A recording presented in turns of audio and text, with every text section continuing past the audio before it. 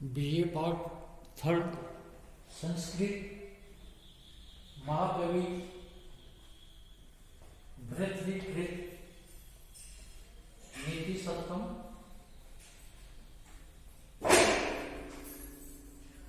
क्वचित पृथ्वीशय्ये क्वचित अपि च पर्यंत शयन क्वचित शाकाहारी क्वचित अपि च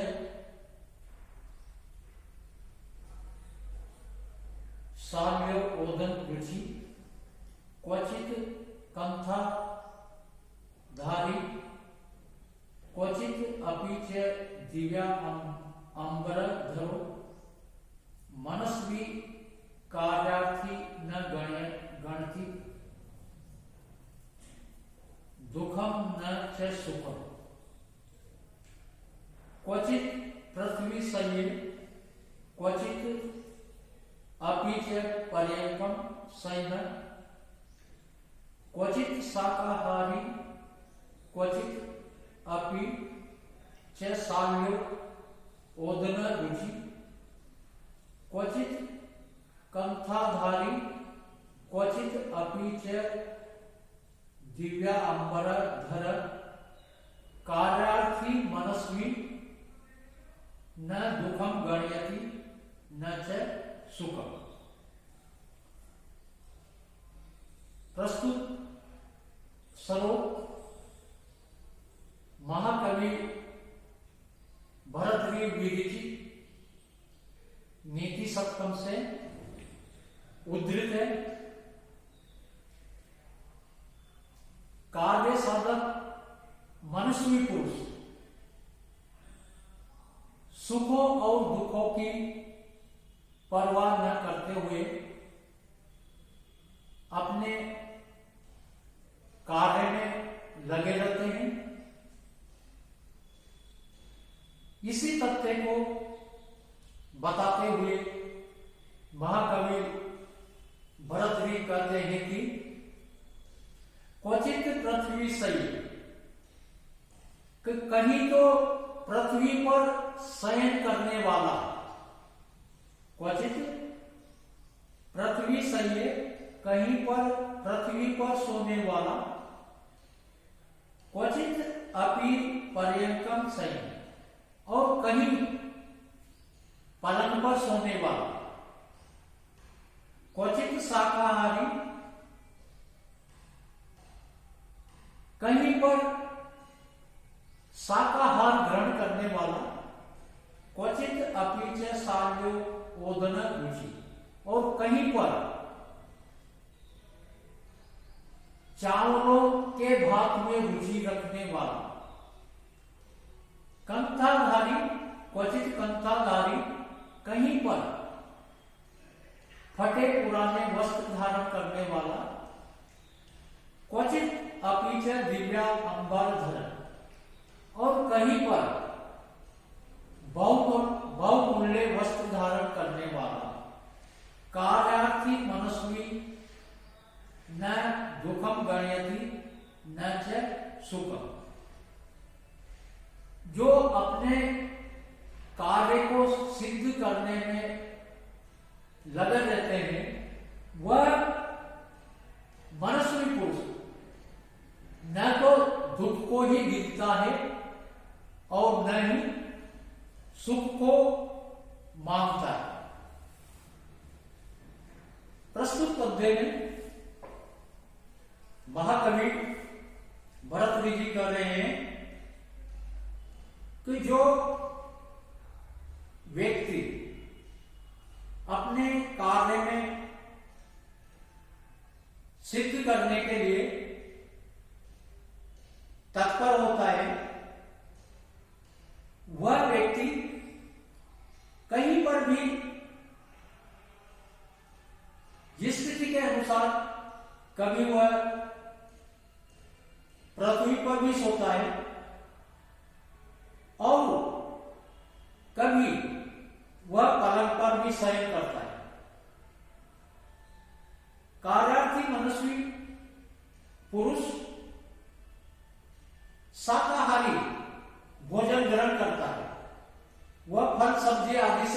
काम चला लेता है, और कहीं पर चावल के भाग में भी वो रुचि रखता है। कहीं पर वह फटे पुराने वस्त्र भी धारण करता है, और कभी बहुमूल्य वस्त्र भी धारण करता है। इस प्रकार से कार्य साधक व्यक्ति जो होता है, न तो सुख की परवाह करता और न दुख को ही गिनता है। अंततः वह अपने सुख दुखों की परवाह न करते हुए अपने एक निश्चित लक्ष्य को प्राप्त करता है। प्रस्तुत पद्य में शिखरणी छंद है। शिखरणी छंद का लक्षण है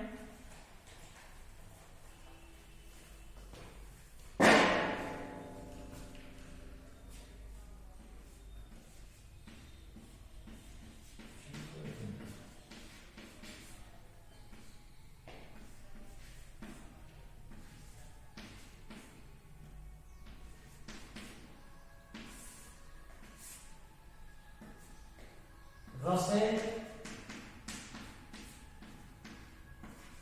रुद्र छिन्ना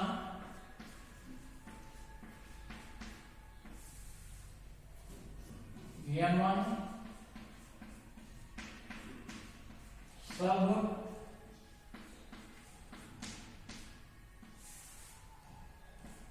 लाभ शिखरणी।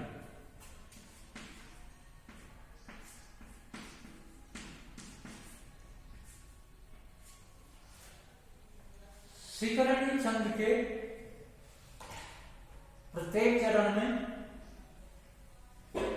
17 वर्ण होते हैं। प्रत्येक चरण में गणों का क्रम यगन, मगन, नगन, शगन, भगन।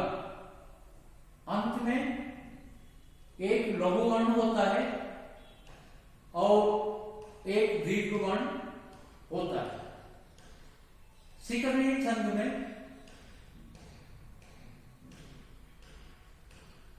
6 और 11 पर यति होती है।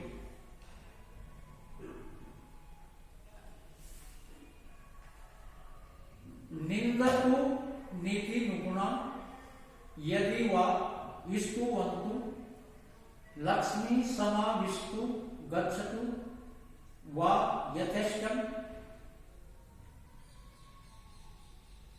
अधि एव वा मरणम अस्तु युगा अंतरे वा न्यायात् पथ प्रविचलन्ति पदम न धीरा। नीति नुपुणा निंदतु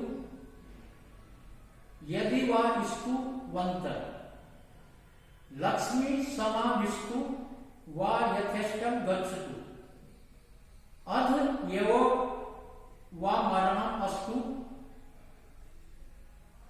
युगांतरे वा धीरा न्यायात् पथ पदम न प्रविचलन्ति। प्रस्तुत पद्य में धीर पुरुषों की न्याय प्रियता यम दृढ़ता का वर्णन करते हुए कवि कहता है कि नीति निपुणा निंदतु, कि नीति कुशल लोग निंदा करें, यदि वा स्तुवन्तु या स्तुति करें। नीति विशेषज्ञ लोग निंदा करे अथवा स्तुवंत स्तुति करे अर्थात प्रशंसा करे। लक्ष्मी समाविष्टु वा यथेष्टम गच्छतु, कि संपत्ति आए अथवा यथेष्टम गच्छतु या इच्छा अनुसार कहीं चली जाए। अध एव वा मरणम अस्तु, या आज ही मृत्यु को प्राप्त हो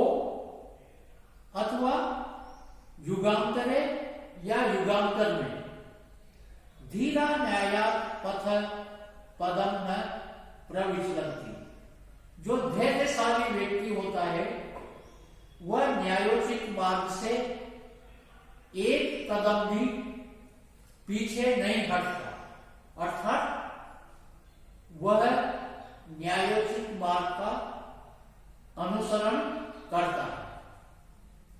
प्रस्तुत पद्य का भावार्थ है कि जो नीति विशेषज्ञ या नीति कुशल लोग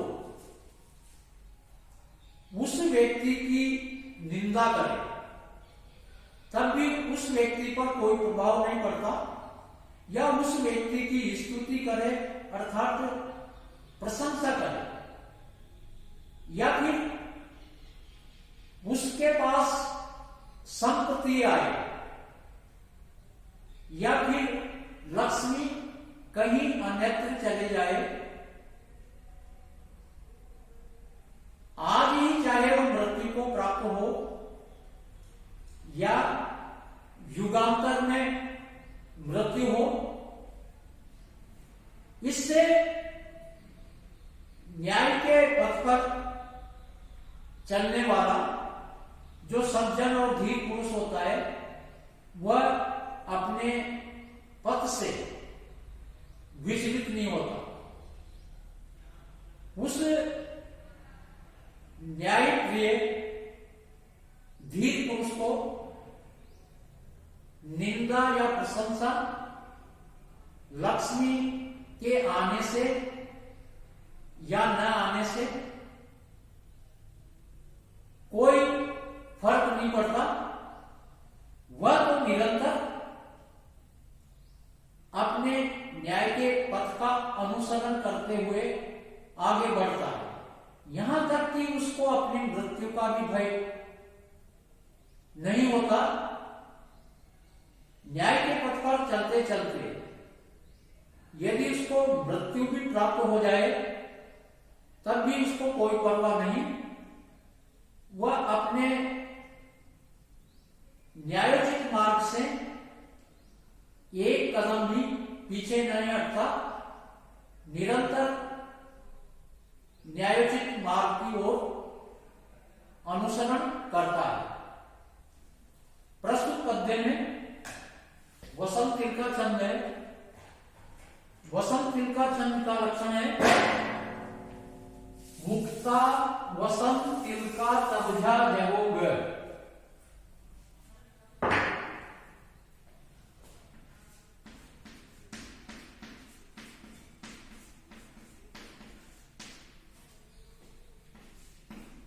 वसंत तिलका लक्षण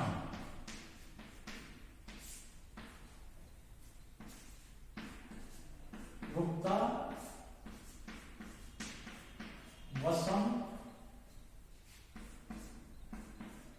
तिलका तबझा जगौ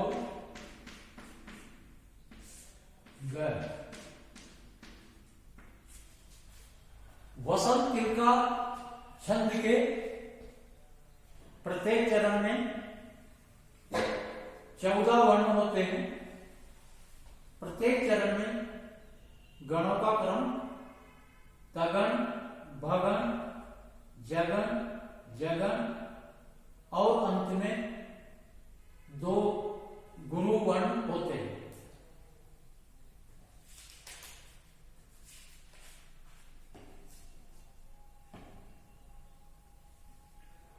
छिन्नो अपि रोहित तल सीनो अपि उपचीयते पुनः चंद्र इति विमृशंत संत संते अपि अन्ते न दुखेषु छिन्न अपि तरु रोहित सीण अपि चंद्र पुनः उपचीयते इति विमृशंत संत दुखेषु न संतप्यन्ते। मनुष्य को संकट काल में नहीं घबराना चाहिए। ऐसी शिक्षा देते हुए कवि कहता है कि छिन्न अपि तरु रोहित, कटा हुआ वृक्ष भी पुनः उग आता है। क्षीण अपि चंद्र पुनः उपचीयते, क्षीण बना हुआ चंद्रमा भी पुनः वृद्धि को प्राप्त कर लेता है। इति विमृशंत संत दुखेषु न संतप्यन्ते, कि इस प्रकार से विचार करते हुए सज्जन लोग विपत्तियों में भी दुखी नहीं होते। प्रस्तुत पद्य में कवि कहता है कि मनुष्य के जीवन में अनेक विपत्तियां आती है, अनेक दुख आते हैं, उनसे व्यक्ति को नहीं घबराना चाहिए। इसी बात की कवि शिक्षा दे रहा है कि जिस प्रकार से वृक्ष को काट दिया जाता है लेकिन वह पुनः उग आता है और कृष्ण पक्ष में चंद्रमा भी क्षय हो जाता है, लेकिन शुक्ल पक्ष आते ही चंद्रमा भी वृद्धि को प्राप्त कर लेता है। ये सब विचार करके सज्जन व्यक्ति भी विपत्तियों में भी अपने दुखों को नहीं गिनते, अर्थात सुख और दुख दोनों परिवर्तनशील है। विपत्ति संपत्ति स्थायी नहीं है। जिस प्रकार से सुख और दुख परिवर्तनशील है, यह संसार ही परिवर्तनशील है। ऐसा विचार करके जो सज्जन व्यक्ति होते हैं वो विपत्तियों में दुखों में दुखी नहीं होते। प्रस्तुत पद्य में आर्य संघ है। आर्य संघ का लक्षण है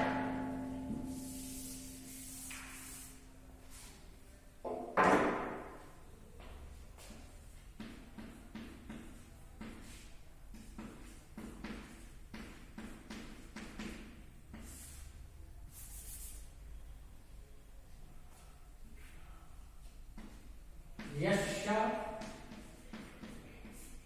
प्रथम पादे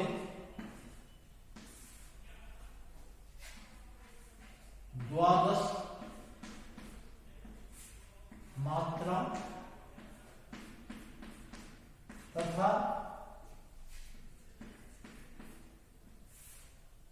तृतीय अपि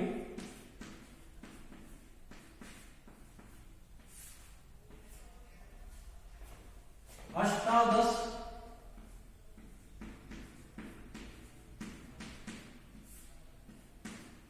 द्वितीय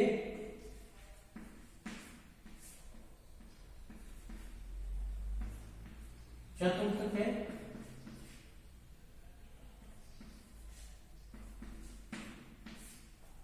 पंचदश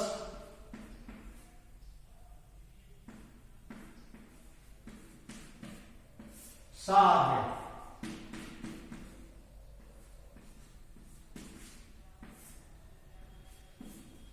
आर्यचंद के प्रथम चरण और तृतीय चरण में